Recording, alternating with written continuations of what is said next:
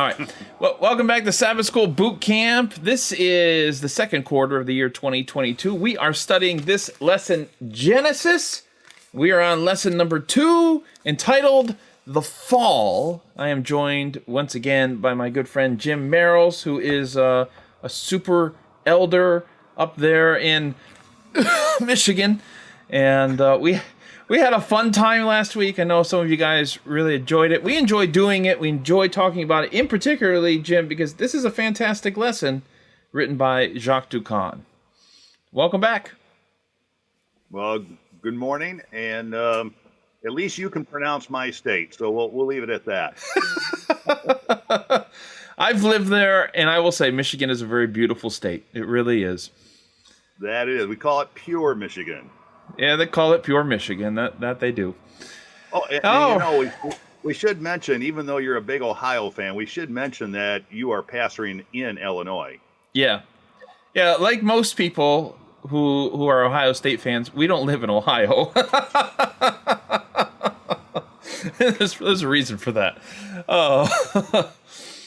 Well, anyways, we're diving in here, and we're talking about the fall this week, and as always, Sabbath School Boot Camp is here to help teachers get prepped for this week. This is not a program where we just yap the whole time and just kind of slowly read through Bible verses and all that stuff.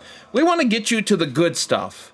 And it's not just for teachers, it is for front row type students as well. Like the people who, they want to get something out of Sabbath School. So they read this lesson and they don't just fill in the blanks, like they want to understand it. So this program is for you. Sabbath School Boot Camp is for you. And we're going to start on Sabbath afternoon. Sabbath afternoon is always something of an introduction. It's, we're just kind of getting our feet wet. Usually the author gives us a little bit of a summary of what he's going to cover in the week ahead. And of course, this is a very well-known story of the fall of humanity in Genesis chapter 3. And so I tell you, Jim, is this a good lesson, an average lesson, a bad lesson? How did you find this lesson? This is a thick lesson. Mm. We've got a lot to cover. Yeah. Why don't you lead us off? What's a point that you want to bring up either on Saturday, or you can slide us over the Sunday if you prefer? Well, you know what? Let's go with the key text for the opening. That key text coming from the 3rd chapter of Genesis, verse 15. Where the Lord says, I will put enmity between, and he goes on actually and talks about two things. He talks about your seed, referring to the woman or humanity, and he also speaks about his heel. So, you know I love Bible prophecy. You know I love to study Bible prophecy, and right here we have our first prophecy in the Bible. And notice here the context is both then, present tense, Adam and Eve, and it's also prophetic, pointing to the crucifixion of the Messiah. Yeah. Scholars call this the Proto-Evangelium, like the first gospel, basically. It's a fancy word of saying the first gospel is found here. And that leads me to this bullet for this week. We want to come up with like a phrase or one kind of lesson where if you can get through this week, Saturday, Sunday, Monday, Tuesday with your class, as far as you get in this lesson, what is the one thought that you should walk away with? And something that I came up with is, man, at the moment humanity meets this bad news of sin and death, they no sooner do they meet the good news of the gospel, just waiting for them, ready for them. It was almost as if God had thought about this beforehand. What happens if they fall? And boom, there's the good news for them. You know, there's a scripture to back you up, and that's Revelation 13, right at the heart of Revelation, where it says that the Lamb was slain from the foundation of the world. Yep, from the very beginning. It was as good as done. It was decided. Yeah.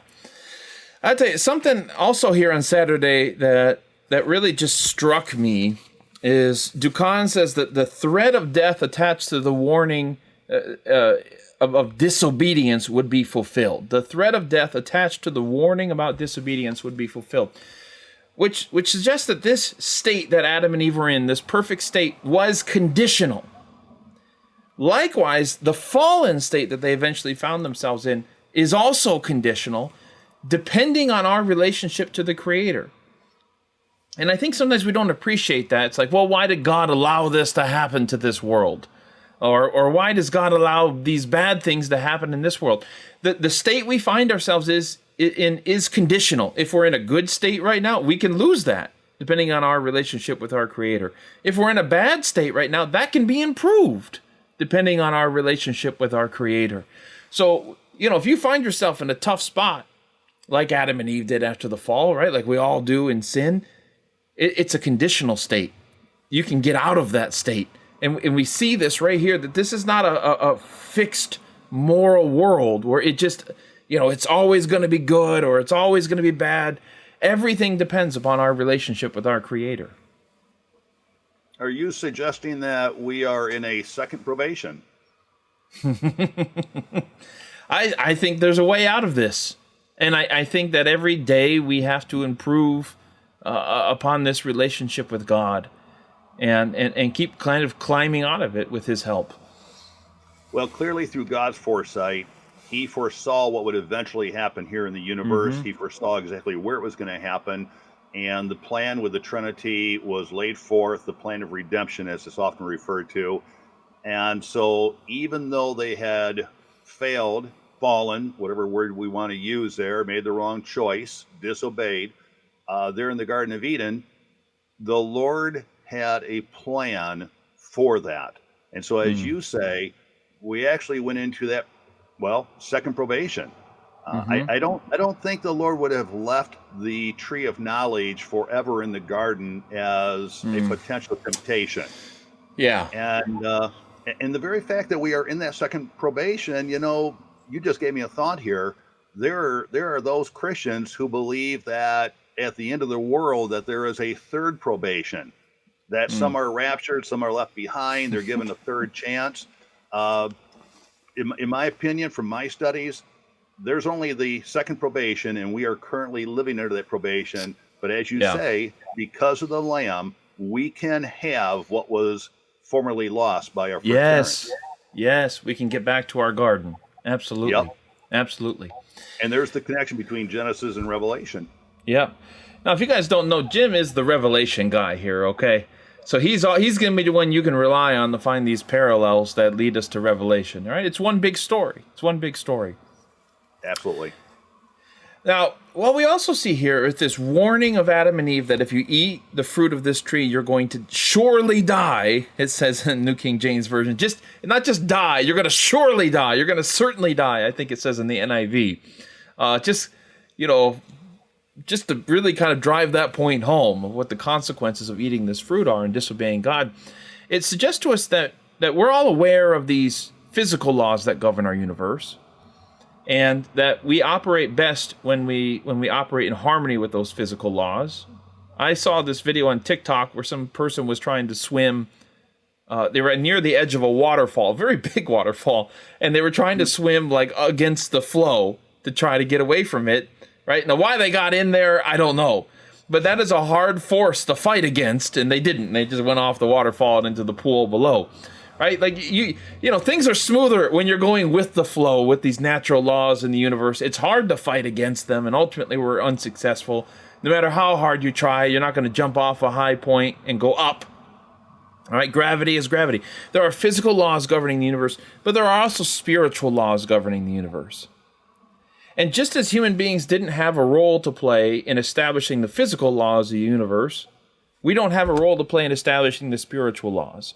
And just as we operate at our best selves when we learn what the physical laws are and we try to live our lives in harmony with them, we also live our best lives when we find out what the spiritual laws of the universe are and try to live in harmony with them. These two things are equal. There's physical sciences, and then you could say there's spiritual sciences as well. Finding out we were made to operate spiritually as human beings a certain way, and finding out what that way is, and then living that way leads to our happiness and joy. All right. I have nothing to add to that. I'm just waiting for our Serpent page. All right, well, let's get over to the Serpent page. We're going to leave Saturday. We're going to go over to Sunday to meet your friend, the Serpent. All right. Now, the lesson asks us here, is channeling Genesis 3, 1-2, and then some text in 2 Corinthians and Revelation. Who is the serpent, Jim, and how does he deceive Eve? Well, I'm going to share something here that very few people know about me. But back when I was in academy and we had to go out and spend a day in the job that we thought we might like to have as a career, I just thought snakes were so cool. I was interested in being a herpetologist. And so I spent my day down at the zoo with those folks who work behind the scenes, checking out albino snakes and everything else. So, and you and I will be talking about something here in a few minutes about snakes. But anyways, I was looking at this first page here, and we'll throw in a quote from Ellen White early on here just to kind of wet in a few whistles. But I want you to notice, it's right there in the lesson. We can't get around it, okay? But notice what she mentions about the serpent. She refers to this as the wisest and most beautiful creature. Now, when I think of the word wise, I think of a human in terms of wisdom. Yeah. And so, I've got a German Shepherd named Nike, and that dog is wise. And so I'm going to have to think about, this snake on that level. But, again, Genesis and Revelation, and maybe I should just throw in here, Matthew, just so it's really clear for our viewers and listeners, Revelation restores what is lost in creation. And so it's not a surprise that in Revelation 12, at the heart of Revelation, we learn that this serpent is actually the devil or Satan. And then again, we see the tree of life restored with the new earth at the very end. So that's why I keep on bringing up prophecy and Revelation, because we're really talking about what happened at the beginning and how it's rectified and resolved at the end through Christ. Right. But anyway, so short answer here, the serpent, the devil, Satan himself, and in this case in the garden, we speak about mediums. This is the first case of a medium happening in the Bible. What do you mean by that? We have somebody who is speaking through somebody else or speaking through something else. Yes. And I thought this was really, really interesting because calling the serpent, I guess, crafty, I personally, I think calling it wise is probably something that's going to strike some people as strange, because they usually see wisdom as a good thing. It's really like cunning. It's shrewd. It's crafty.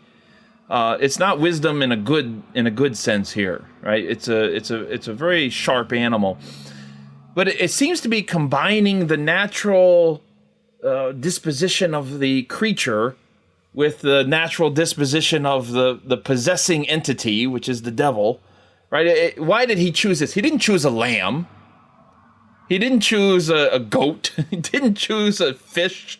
He chose something that seemed to kind of lend itself to what he was trying to do here. He was trying to be crafty, found a crafty animal. He's trying to appeal to Eve, to disarm her, so he chooses a beautiful animal, right? It's like he chose this animal on purpose. Now, it should be known, and of course, Jim, you know this, and many of the people watching may know this as well, but snakes are not, or serpents are not an uncommon thing in ancient Near Eastern creation myths. You think of Enuma Elish, the Babylonian creation myth.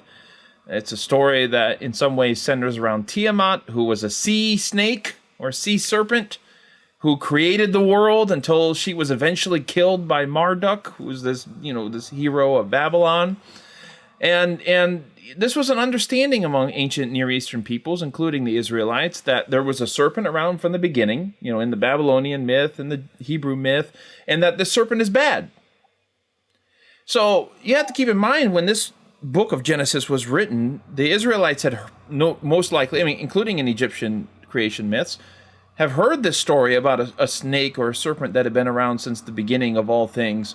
And where did this come from? What was he or she doing there? And the Genesis story answers that. This snake, unlike in the Babylonian creation myth, this snake in the Hebrew Bible is not a creator. It's a usurper. It's somebody who poses as God, but is not himself a God. And this is not a story of a great battle between equals, right? Between gods. It's actually a story of a conversation, not some epic hero's quest. So, again, the fact that there's these serpents are involved in these creation myths in the ancient Near East lends some credibility to the idea that something happened with the snake that these people were remembering. They just differed on exactly what happened, except the Hebrew account of creation differs the most because it doesn't make the snake a god, it doesn't make the snake a creator, and it doesn't involve some kind of epic battle. It involves deception. The snake wants to appear as a god, wants to speak for God, but is in reality just a poser. And that's what sets this creation story apart from those.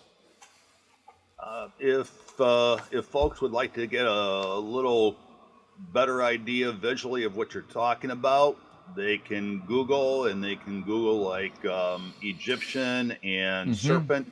One of the things that they'll find is like the headwear of an Egyptian would often have a snake head, coming forward.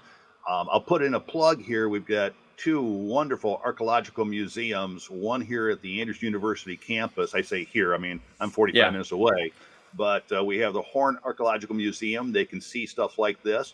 In fact, the museum even has one section that is just about Egyptian. And then the other, and I imagine you might have been there, and that would be over at the University of Chicago, where they have the Oriental Museum that takes you through some of these timelines, and it's cool. But at least people could get an idea of what you're talking about in terms of how serpents were used by some of these other ancient cultures. Yes, absolutely. And Ducan has a quote to that effect here when he says, the serpent has a definite article indicating that this is a well-known figure, as if the reader already should know who he is. Right?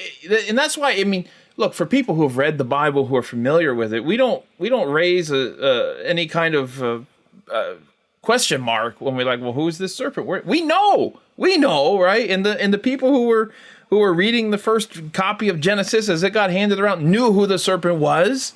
He doesn't need explanation, doesn't need introduction, because they already know, they're already familiar that this serpent existed before Genesis was written.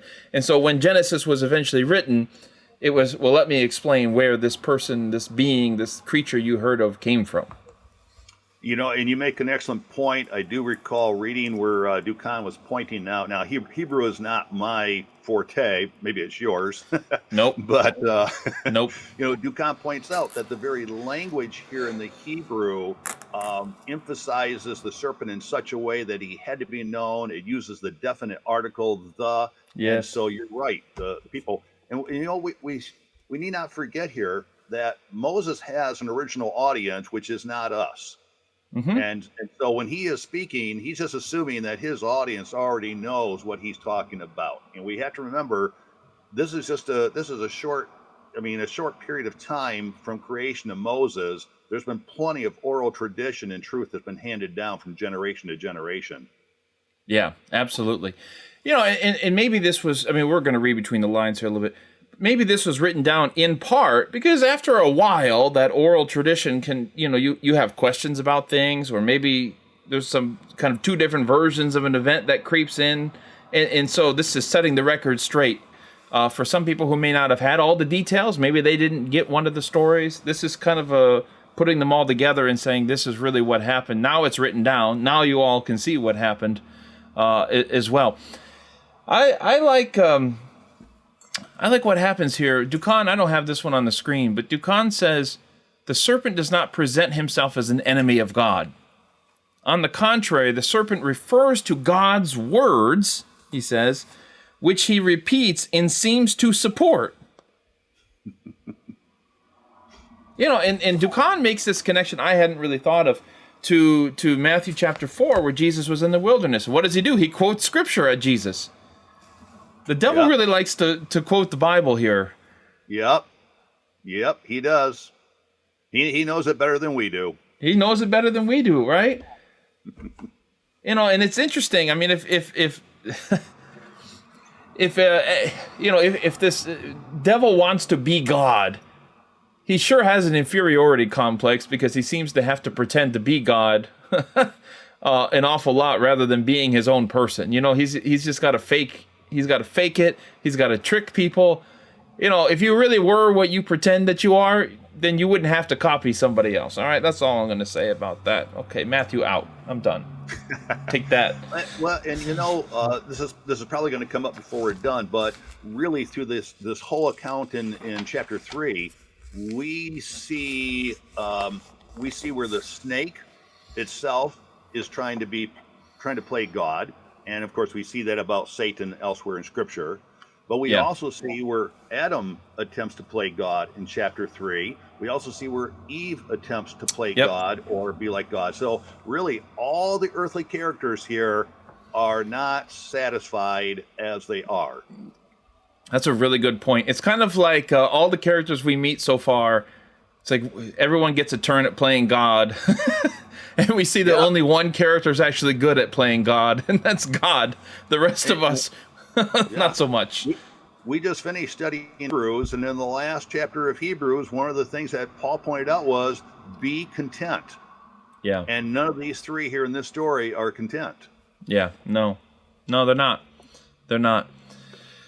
And that's what's behind the original temptation itself, which we're going to get to right now. We're going to switch over to Monday and talk about the forbidden fruit, right? What's going on at this tree in particular. The very temptation itself is that, Eve, God is holding you back. You could have so much more. And what I find interesting is that God does not warn Eve that if she eats of the fruit, it's not the tree of the knowledge of evil.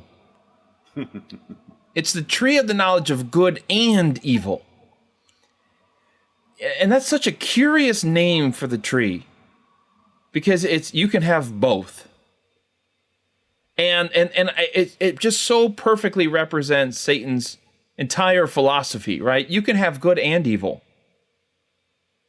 You can be a created being and be God at the same time, right? Eve, come on. God's holding you back. He doesn't want you to be like him. And it's just, you can have it all. You can just have it all. You don't have to choose. You don't have to obey God's laws if you don't want to. Sure, you can if you want, and then maybe tomorrow you don't have to. You can just have it. You can have both and, not either or. And, to her ruin. You can have a knowledge of good, but you can also have a knowledge of evil. And that doesn't work out. Yeah, it seems to me that it was God's intention, to the best of his ability, because we do have free will, to shield us from experiencing evil. And so the tree, by choosing the tree, we're using our free will to say, you know what, I'll take my chances. I'll find out what that other dark side is like. And God already knows it. He's already dealt with Satan in heaven. He's already dealt with warfare in heaven. There was no need for that to occur here on earth, but it did. Yeah. And one of the things that I thought was a little interesting was when Dukan points out that choosing one automatically removes the other. In other words, by choosing the tree of knowledge, you have just separated yourself from the tree of life. Mm-hmm. Mm-hmm. Mm-hmm. So choices have consequences. That's right. Yeah, you can't have both and. You can't have both trees. Mm-hmm. Now, we see how this serpent really flips things on its head, because God says you can eat of any tree in the garden except one. And then when the serpent talks to Eve, he says, did God really say you must not eat from any tree in the garden? Right? He flips it. God is basically saying you can eat from anything. Your choices are endless, except there's just one. There's just one you can't eat. Everything else is yours. Maybe there's 1,000 trees in that garden.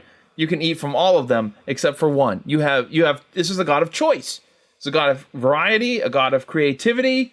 Satan flips that on its head when he tries to quote God in verse 1 of chapter 3 and says, didn't God say you must not eat from any tree? Like, God is restricting you. God is limiting you. The way he frames that question, he says it completely inversely to what God had actually said. in order to make God sound like he was trying to restrict Adam and Eve and their freedom in the garden. Boo, snake. For me, one of the things I like to highlight through our studies, like in Sabbath School and such, is that the words trust and faith are essentially the same word. In the Greek, it's pistos. And what he's really aiming for here is that she will not trust God, that she will not have faith in his word, but that she will trust in him and have faith in him. And so as you point out, you have him who is playing God in terms of how he is acting, but then notice how she responds by also playing God. He says to her, you eat of this, you'll be like God. And so what does she do? She examines the fruit a little more closely, and then it says that she saw it and she declared it good. Yes. And we have the same verbiage that we found earlier, where God was looking at what he had created on a day and said, what I'm looking at is good. And That's so right. what she's doing is she is saying, you know what? I am going to trust my senses here instead of what God has said. Yep. That's it. She saw the fruit and said it is good. Just like Genesis chapter 1. God, I think, does that maybe 10 times or whatever. And God said, God said, God said. Now it's Eve said. Yeah, absolutely. And by the way, I sent you a picture of what the Creation Museum showed as possibly the fruit. No. Do you have that picture? Yeah, I have it, but this isn't from the Creation Museum. This is from you. You only look like you're a young guy, but this is apparently an actual picture from the Garden of Eden that you took. All right, here it is. Oh, what is this? No, it's your picture. But you're just trying to pass it off on Ken Ham here. Okay, so this is from the Creation Museum. There you see the serpent. I doubt that serpent looks so ominous. I mean, that defeats the whole purpose. But there you have it. What is that, Jim? What is that? I do not know of any fruit that looks like that. It kind of took me by surprise. It's disgusting. I shared with you in last week's session, study session here, that the museum definitely has an emphasis on dragons and dinosaurs. And as I walked past this, I said to my wife, that looks like a squid, not a piece of fruit. Yeah. But anyways, they're like squid droppings. If you look real close, you'll see it's like seeds coming out of it. Yeah. They look like, fish eggs to me. But anyways, here's something that I did appreciate Dukan mentioning in his commentary, and I just want to kind of reiterate for the audience here that you and I are taking time going through Dukan's commentary so that we can bring to our viewers. Not everybody's going to go out and buy a $35 commentary, and I understand that. So we're trying to bring some of the best out. But Dukan does make a very important point that with regard to the tree of life, and I know we're talking about the tree of knowledge and such here, but with regard to the tree of life, he does point out there is nothing magical about this tree. Right. God simply uses that as a medium, if I can now use that in a good sense, but he uses this as a medium to offer life to those who eat from it. God is the source of life, not the tree. And there have been some recent movies that really put a focus on trees, such as the movie Avatar, where it's the tree that provides life and healing and resurrection and such. So even though we're reading a story from approximately 6,000 years ago in biblical time, yet today in 2022, we're watching a movie that is still indicating that we can find life in a tree. Yeah. And I think this connection with the tree of life is made very explicit in Revelation. I don't mean to step on your turf or anything there, but there toward the end, I didn't write it. Well, we see there towards the end that there's a tree of life is back, and it's watered by the river of life, and which comes from the throne of God. So we kind of see the chain more explicitly in Revelation than we see it in Genesis, of why is the fruit of this tree of life so special? Well, it's watered. Well, why is the water so special? Because it comes from the throne of God. It comes from the seat of his authority, his station, this most holy place where he dwells. So you're right. It's not the tree. There's nothing special about the water. It's none of that stuff. It's God that makes it special, which is why, going to the state of the dead thing, which I know is another point of emphasis in your own ministry, which is why when we get cut off from that source of life, we get on battery mode and eventually we die. Us, angels, everybody. We have to be connected with God. It's not a matter of just eating a magical fruit. We have to be connected to God in order to live. We have to be plugged in order to have power. And if I can springboard off something you just said, yes, it's true. Based on my work in the Four Horsemen of Revelation, that fourth horse is related to death and hell. Mm-hmm. And so the whole topic of the state of the dead, I think, is an absolutely important one, especially in our day with all the beliefs of afterlife. And this was something that Dukan brought out this week, was that speaking about immortality and being like God, he pointed out that this, of course, goes back to even Egyptian and Greek religions. And boy, I'll tell you, if there is anybody who really had his fingers in all this, it is Plato, the great philosopher Plato. I like to share with my audiences, this is not Play-Doh, like the stuff you mold, but yet Plato was able to mold the minds of the Greeks and the people of that day. And Dukan writes that this eventually infiltrated Jewish Christian cultures. So I know in the past, I've been a little confused. Well, what did the Jews believe back there in the Old Testament? Did they believe that the soul goes on after the body dies? And so you're right. This is an absolutely important story point. And it really goes to Satan's lie. Because, of course, his lie here is, you won't die. Right. And let me just add to that, it's just a little aside. Many Christians used to debate, whenever Adventists would bring up this idea of an immortal soul, a lot of Christians used to debate that there was any of this Greek influence in early Christian history. So many more scholars are coming to see that today, including secular scholars of church history are realizing this Greco-Roman influence in terms of the idea of immortality and their concept of the soul and how it infiltrated the church in the first few centuries. It's just indisputable at this point. I mean, the evidence for it is just increasingly overwhelming. All right, that's a different subject, not going to go down that road, but we're in good company now. Hey, I'll throw in a plug because I know I haven't been back to your church for this.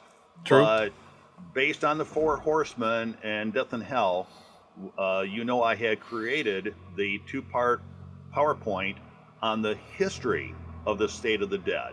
So I'll just plug this in because there may be some pastors out there who are saying, wow, I'd like to share this with my own members so that they're more informed. All right, there you go. Hit us up in the comments here and we'll get in touch with you if you're interested. I want to bring up something here because Dukan talks about comparing. This is what the question on Monday is about comparing Genesis 2:16 and 17 to Genesis 3, verse 3, right? So compare the words of God's commandment to Adam with the serpent's words to the woman. What are the differences between the speeches and what is the meaning of these differences? So we're going to put them up here side by side on the screen. You see Genesis 2:17 and Genesis 3:3 there. Very similar, but also very different at the same time. So God tells Adam, you must not eat from the tree of the knowledge of good and evil, for when you eat from it, you will certainly die. That's the NIV, or you will surely die. That's the New King James. Whereas in Genesis 3:3, it says, you must not eat from the tree that is in the middle of the garden, and you must not touch it, for you will die. This is Eve repeating what to the serpent, what she thinks God's command was. The first part was exactly right. You must not eat fruit from the tree. All right, you must not eat from the tree.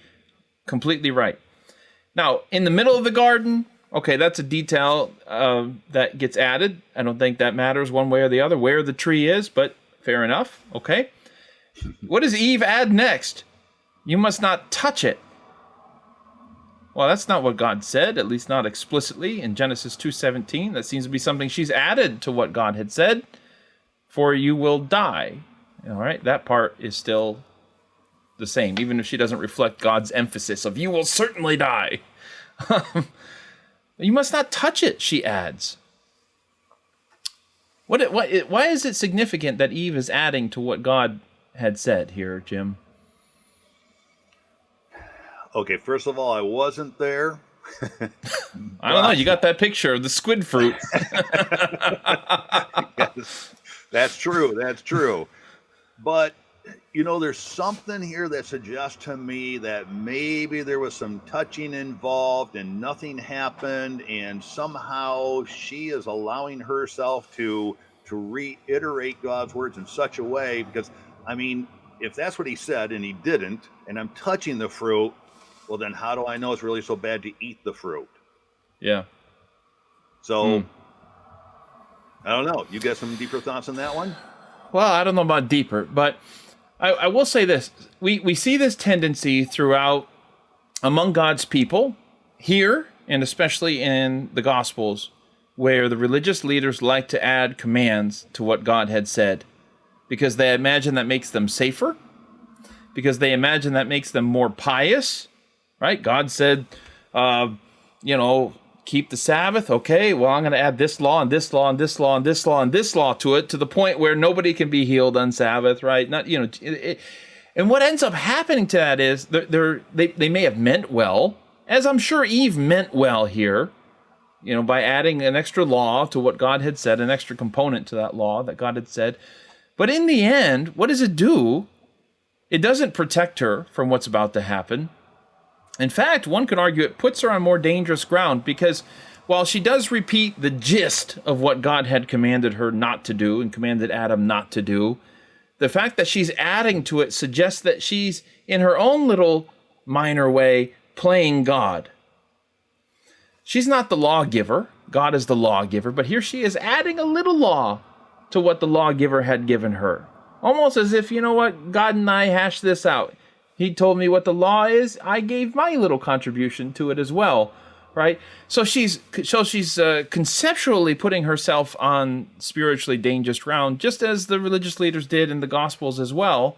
And we see, of course, when Jesus came to earth, that time, Jesus, of course, God will walk in the garden here in just a few verses this time.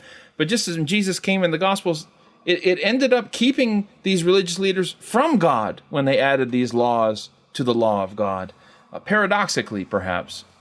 And this is what's happening here. It's going to end up keeping her from God, this attitude of, well, let me just add to what God had said, thinking that's going to make me safer if I add some layers of law here that he didn't give me. But in reality, you're not the lawgiver. You have what God told you to do, and that's it. No more, no less. Don't add to it. Don't take away from it. And that's the only way to be on safe ground, I think. I think we also have to, along with that, we have to consider here that there is a path. In the field of alcoholism and prevention that I've worked in over the years, we've often talked about the fact, well, you just don't have a slip. You had to go down to the bar, or you had to buy the six-pack and bring it home. There's something going on here, because in this case, where's Adam? She appears to be on her own. What's she doing around the tree on her own? She's thinking, she's observing, she's thinking, she's communicating with the snake, which right there should have been a kind of a hint. None of the animals talk. Then there's the curiosity begins to grow, and eventually comes the doubt. Yeah. And once she begins to doubt God, okay, like you say, now we're coming up with our own rules. Yeah. Yep. We're coming up with our own rules. We know what happens next. She sees the fruit, and she said, "Squid." The squid fruit. I don't know. Okay. If it really was a squid fruit, she never would have eaten it. There's no Probably. human being in history that would have looked at that and said, yeah, I want to give up God for this. Right. It's not like it's a mango. I mean, anyway, so she saw the fruit of the tree. It was good for food, right? She saw that it was good.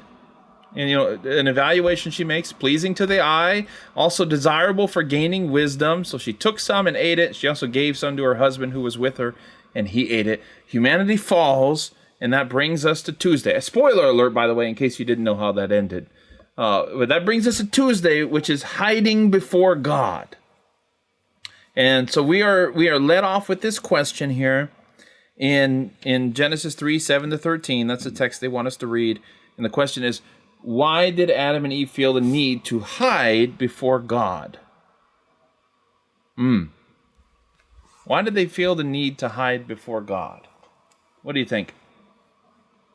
This is actually one of those questions, if I'm in a class and the teacher asks me this question that I suspect that there may not be the right or perfect answer to. Yeah. But I mean, we just quickly go to kind of quick answers like, they felt guilty or they felt ashamed, and I imagine both are true. Yeah. But to have been in that situation, to be in paradise, to suddenly see yourself differently, to see each other differently, boy, it just seems like there's a whole overwhelming bunch of feelings and thoughts going on here. Yeah. Yeah. It's a curious thing, because what we see is they realized that they were naked. And the implication here is that they felt shame at this realization. In other words, God's presence in their lives before this point, before the fall, was like clothes that they never noticed they were wearing. And I think that's such an appropriate way to describe God's presence in our lives sometimes, because I think sometimes people are looking for these great big proofs of God being around them or with them, and I don't think we realize all the little ways in which he fills our lives and gives us confidence, gives us security, gives us hope, in ways that maybe we can't always articulate. He's like a coat that we're wearing in a cold day, and we forget that we're wearing it at some point. We don't notice it at all times. We just know that we feel warm. And like that's what he does for us. So that's what he did for Adam and Eve before the fall, to the point where they didn't realize how much they depended upon God until they lost him. Mm-hmm. Mm-hmm. And I believe I read in Ducan's commentary where he referred to the absence of God's presence thus led them to see themselves differently. Yeah. And here's something. We mentioned this word image in our study, about creation, man being made in the image of God. And I referred last week when we talked about that over in Hebrews chapter 1, you have Christ in the image of the Father, and that word being, what we call character. And so here, not only is there something about them seeing themselves in a different way, but the image of God has been changed. The image of God has been marred in some way here.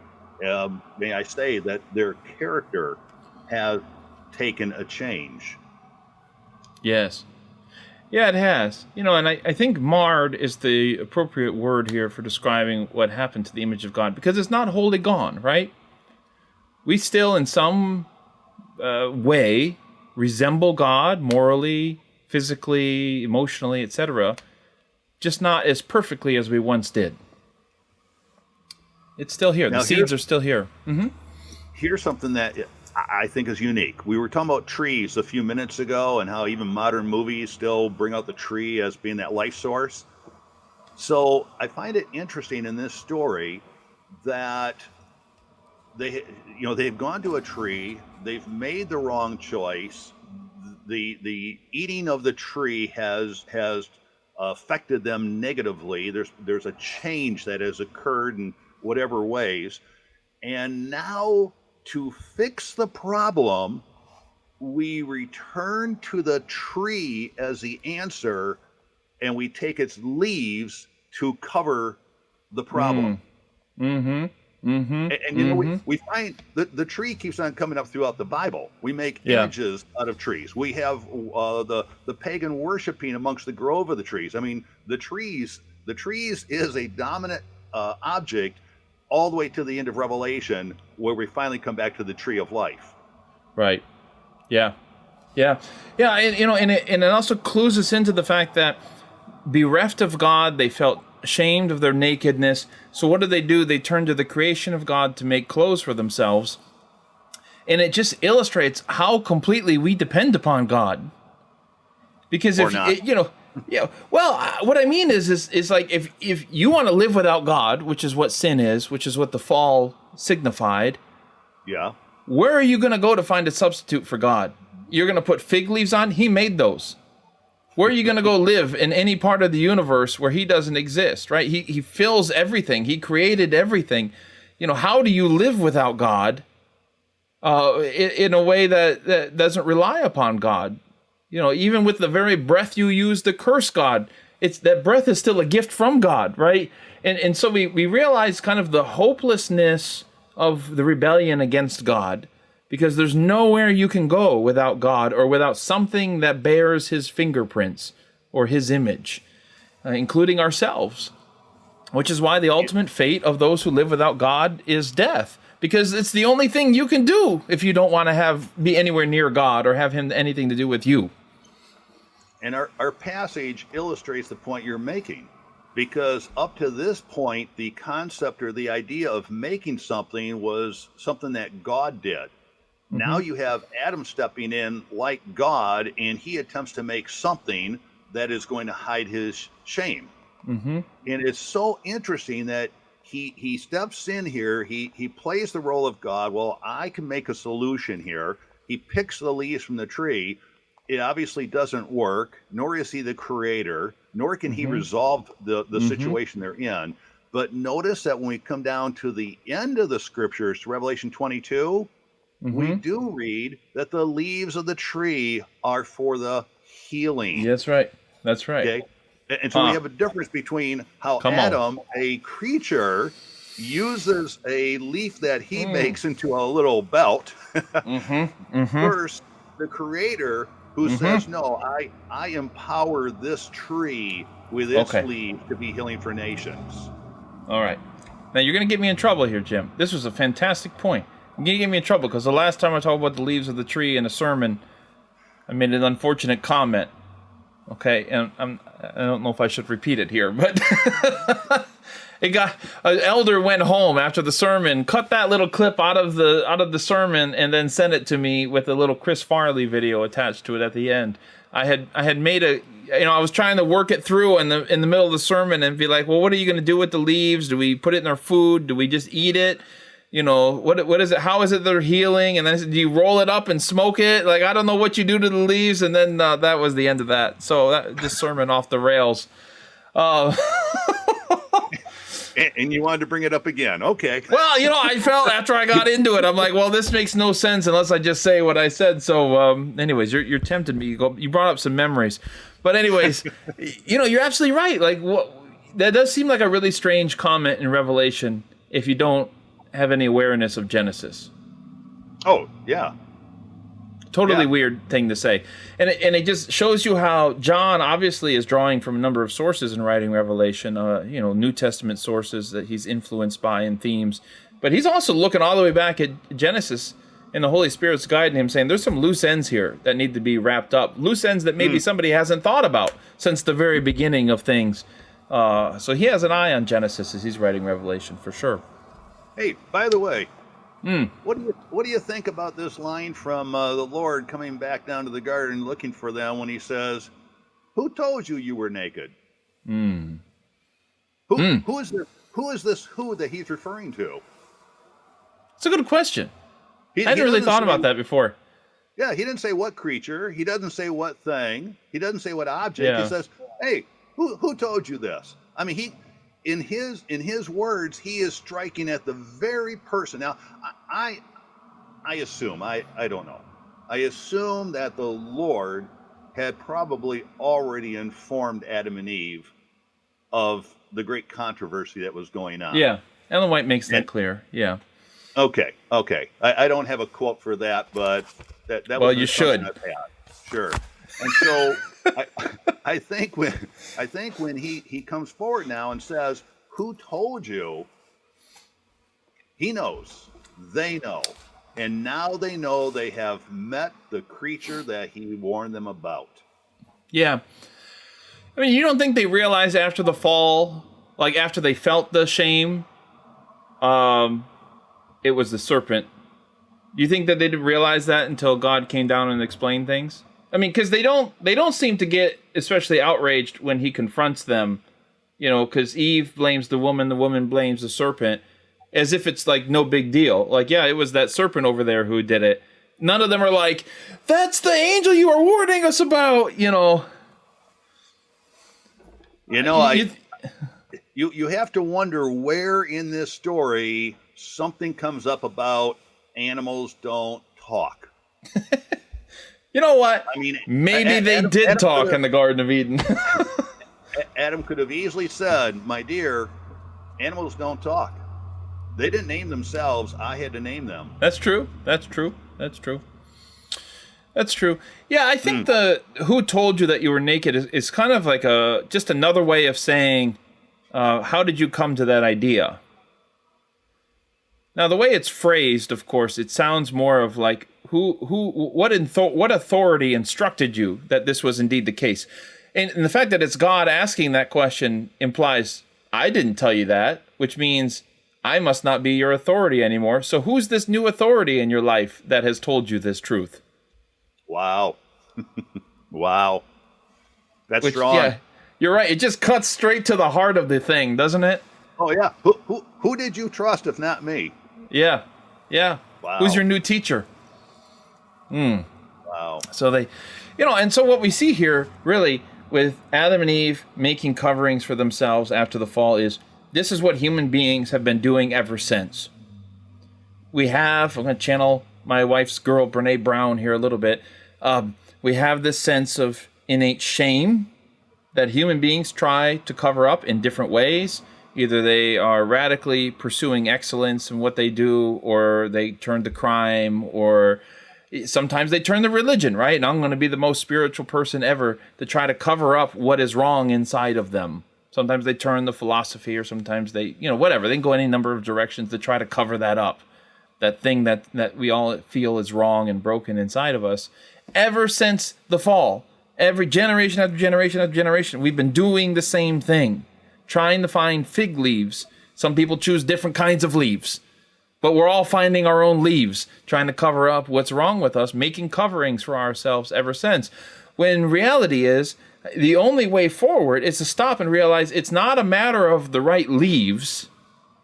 It's a matter of regaining the presence of God in my life.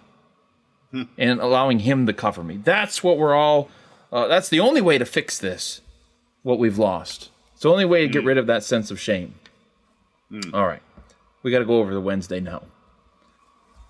What are we doing on Wednesday here? We were talking about again. Yeah, we're back to your friend the serpent here. What's going to happen to the serpent?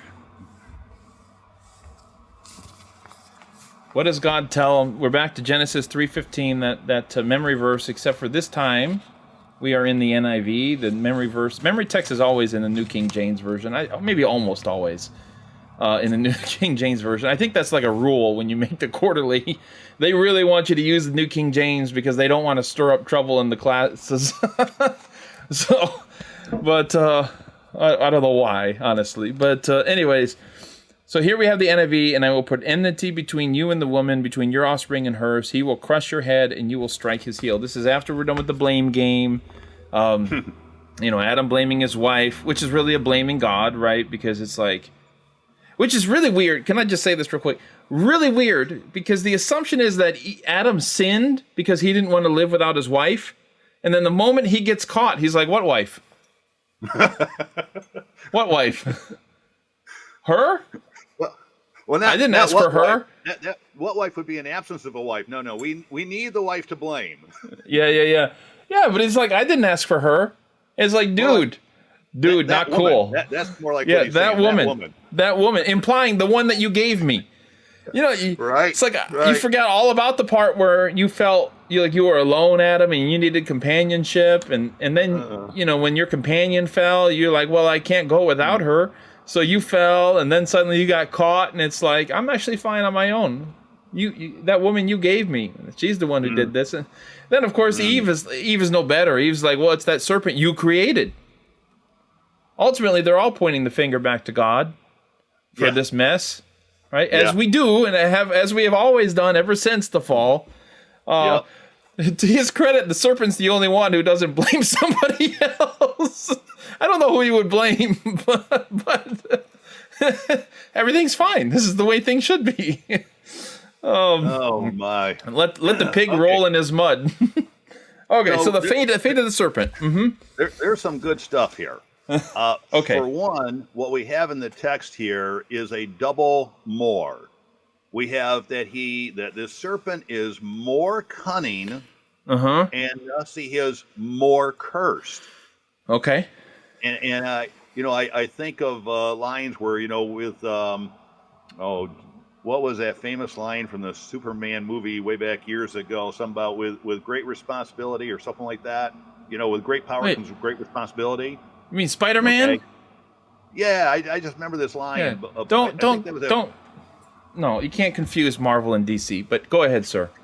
You're on a roll here. But I think that's the line that was famous back then. Was with more power comes more responsibility. And in this text, he's saying you're more cunning, thus you are more cursed. But now here's the interesting thing. He says you're more cursed, but God does not curse Adam and Eve. Mm-hmm. And we'll come to that more, but I just want to point out it's him who is cursed. Now the question is, how? What does God do to curse him? And this is going to be referring now to a picture that I sent you. Of all things, an innocent butterfly. Yes. There it is. There it is. All right. Where did you get this picture from? Where do all pictures come from? Google. All right, fair enough. Okay. Where do all pictures come from? So here's what happened. Years ago, we had a church group that went up here to Grand Rapids, Michigan, to the Meyer Gardens or Butterfly Gardens. And I walked in there that day, and I saw this sign of a butterfly, and then it showed this close-up, zoomed-in shot of a butterfly's wing. And I was struck by the fact that the butterfly's wings are made of scales. And so you can pull this up on Google and you'll see all kinds of pictures of butterfly wings and scales. And it offered me something in the sense that this was the first time that I saw through science or biology that something that flies would also have scale wings. Mm-hmm. Because the curse here is that the snake is now going to be grounded. Yeah.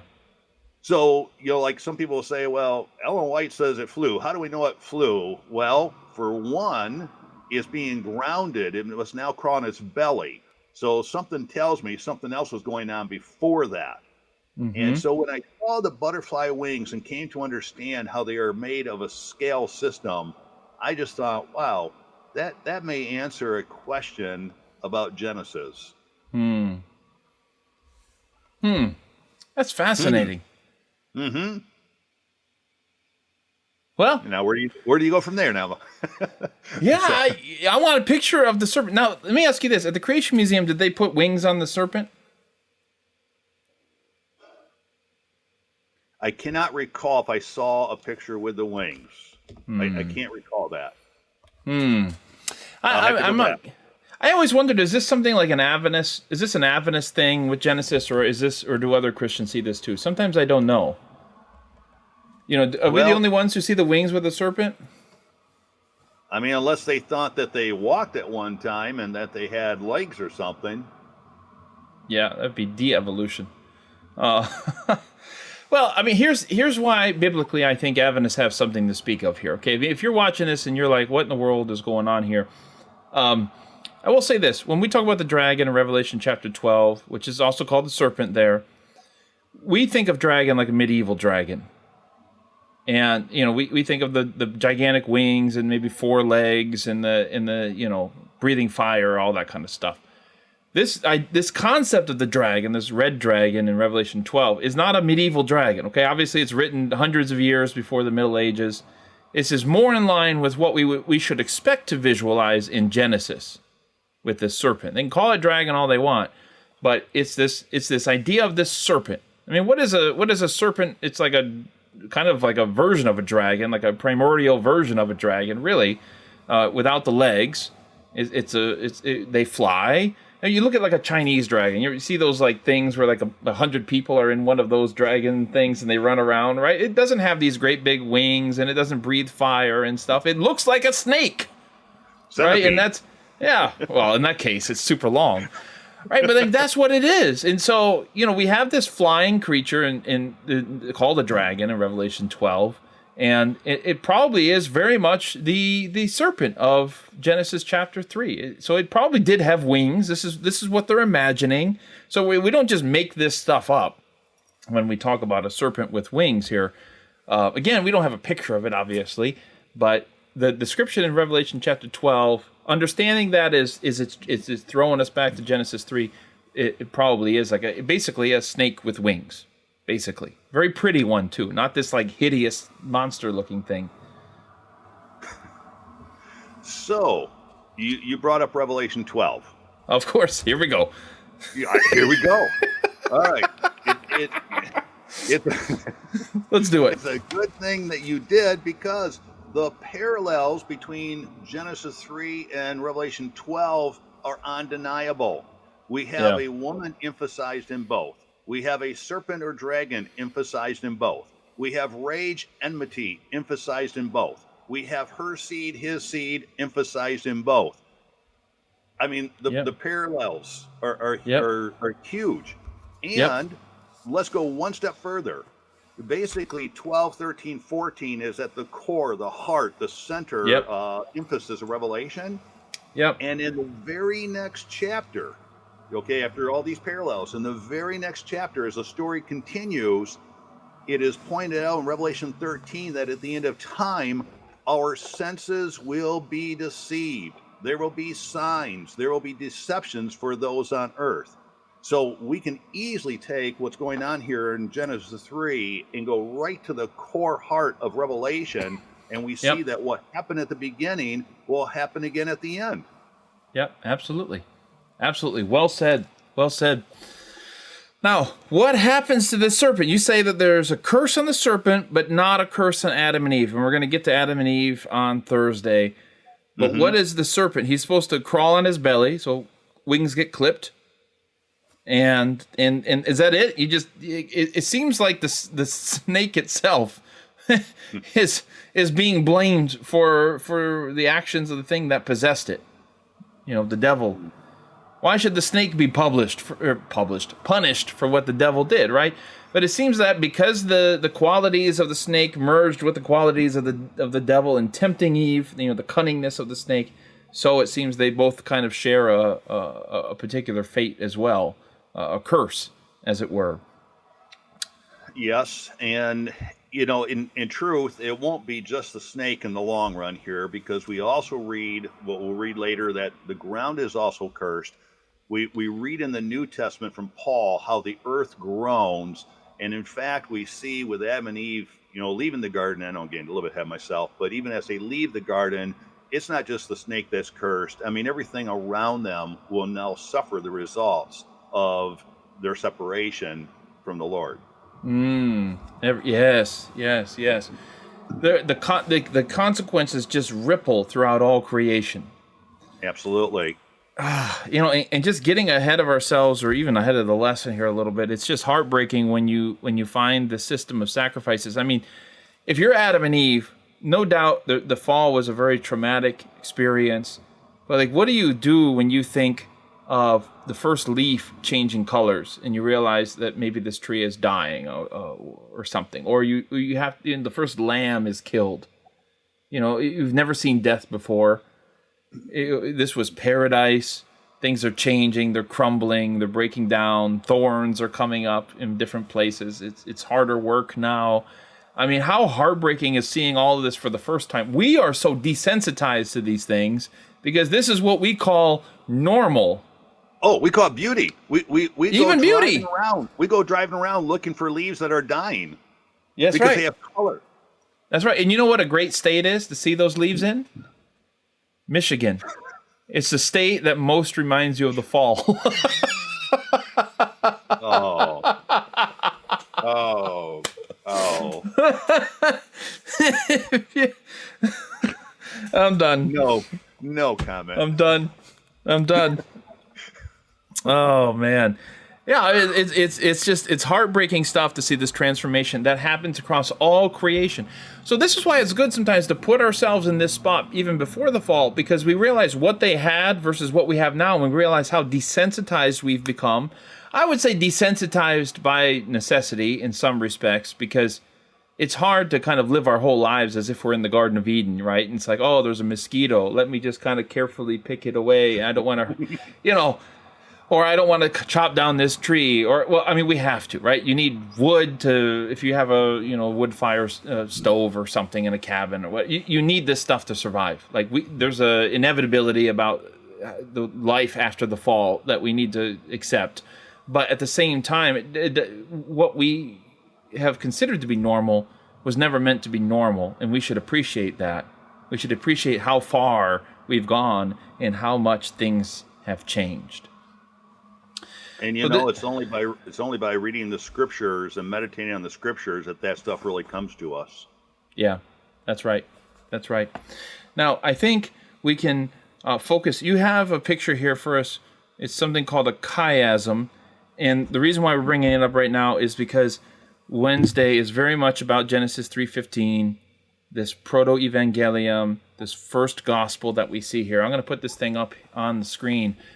It may not be the easiest thing for people to read. This is from the teacher's guide, I believe, of the lesson. It's also in here. It's the exact same thing in here because he wrote the lesson and he wrote this commentary at the same time.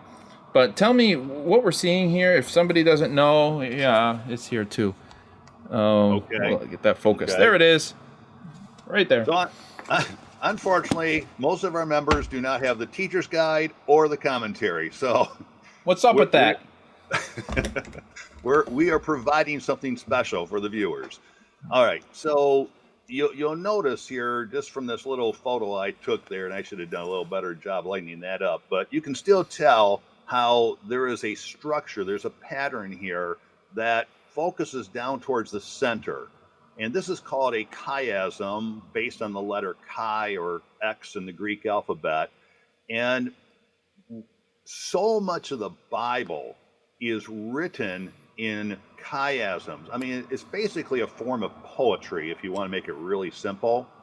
And so we have entire books like Daniel, Revelation, Joel, that the entire book is structured on a chiasm. What you see at the beginning, you also see at the end. What you find at the center is the high point, the emphasis, the central thrust. Well, chiasms can also be very small. So, for example, here with chapter 3, that's what this little picture is here. With chapter 3, you have a chiasm, just this little piece of poetry that is used by the author to emphasize a certain point. So unlike you and I going down to watch a movie where we might expect the big scene at the end, the big climax at the end, well, in the Hebrew way of writing, in the Hebrew way of thinking, using this poetic style, you would find your emphasis at the beginning. And so just for example, let's take the book of Joel. You start off with all kinds of problems because of Israel's disobedience. But at the center of the book, they repent. And then in the second half of the chiasm, or the second half of the book, you find all the blessings that come from their repentance. Again, you find a central thing. With the book of Daniel, we have judgment that is at the center. In the book of Revelation, we have the key, worship. Who are you going to worship? So anyways, this is showing us how chapter 3 also has an obvious layout, poetic layout in a chiastic structure. And so it puts the messianic prophecy, the best part of chapter 3, at the very heart, at the very center. This is so fascinating to me. I think I could just study this thing for a long time, because some of this is obviously very apparent. It's very intuitive to understand. But then you see, like, for instance, in C, investigative judgment. That's a word that means something to Adventists, of course, but usually not in Genesis. Usually in Daniel.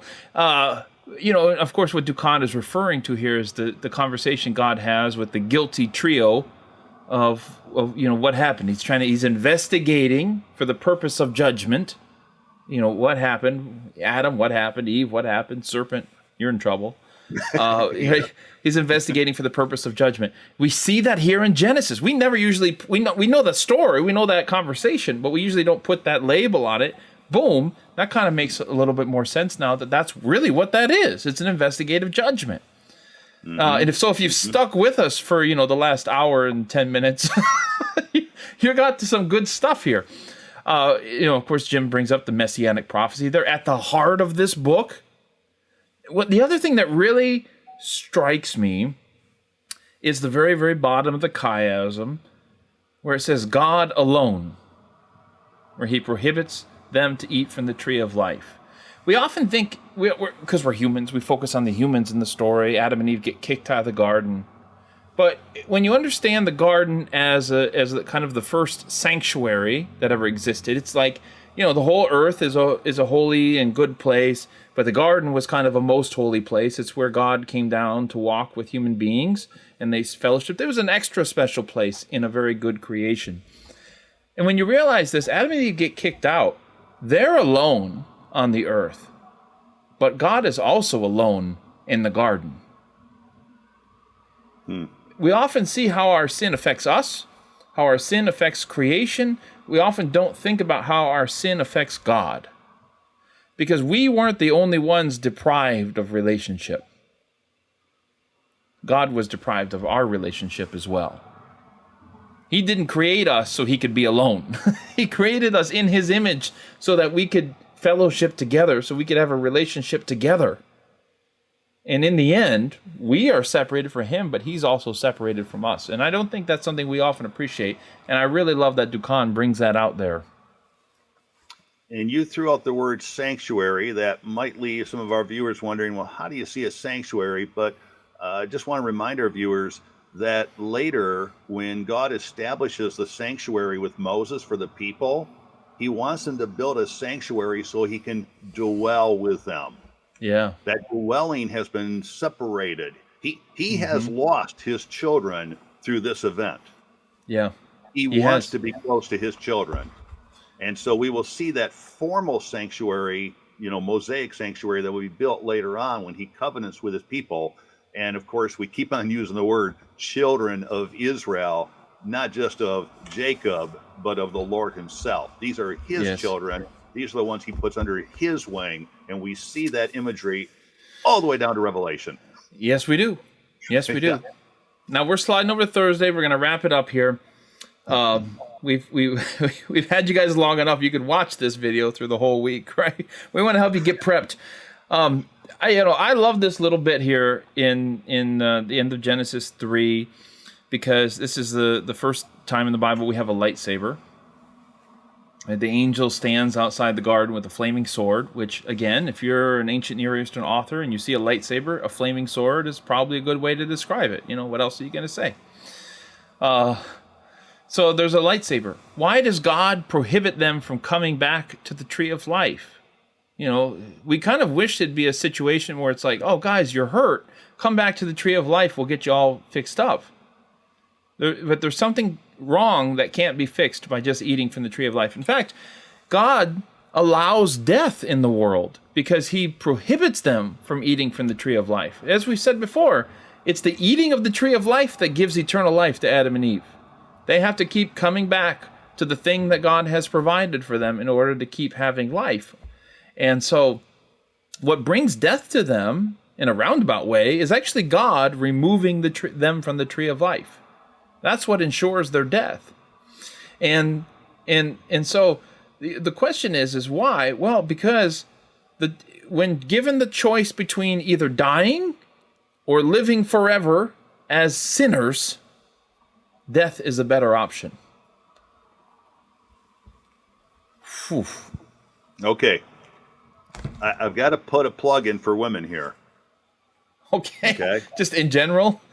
And I don't know. I might even sent you a couple of statements. Yeah. But here's what I want to put in, because I was just talking to a friend last night about this passage, and he was sharing with me how his wife is very turned off by this story, because it's like, wow, I ate a piece of fruit. God says, not only do you have to go through pain with child labor, but you also must die. That doesn't strike a lot of people as necessarily a loving God. Yeah. And there was a couple of statements here that Dukan had between the Sabbath School lesson and also his commentary. The first one is, God's judgment of the woman should therefore be understood in the positive perspective of salvation. He gives to the woman the seed. She is going to bring forth this special man-child in the future. He also goes on to say... Wait, did you just call Jesus a man-child? I'm referring to Revelation 12. Okay. You know the passage. All right. Don't get me off track here. All right. Sorry, go ahead. Also, in Dukan's commentary, he goes on and says, God's address to the woman is not identified as a curse. In fact, she is the only one who is not identified with a curse. The ground is cursed. Adam has to deal with the ground. He will sweat and such like that. Will she have pain through childbirth? Yes, she will. But the word curse is not associated with her. It is only associated with what Adam will be doing with the ground and with the serpent itself. And then, if that was not good enough, okay, because, let's face it, there is the argument here that she was deceived, Adam was not. Adam just flat out made a choice, okay? Paul. And I'm not going to go down that road right now, but I do like the fact that Dukan also brings out that her very name means life, and that when Adam looks at her and calls her Eve at that point, he is recognizing that the hope of life is going to come through her, the woman. Okay, preach, my brother. Preach. So I think it's so important that we make sure that we do not give people the idea that God is punishing, but rather he is warning. He's trying. His commands are to protect us. And if we go outside of those commands, we put ourselves in a position of hurting or destroying ourselves. Yeah. What you're saying is what he tells Eve in particular, and Adam and Eve together, is not, this is what I'm going to do to you because you disobeyed me, but these are going to be the natural consequences of what happens when you break the spiritual laws that govern the universe. It's not that I'm choosing to inflict these upon you. This is just what's going to happen.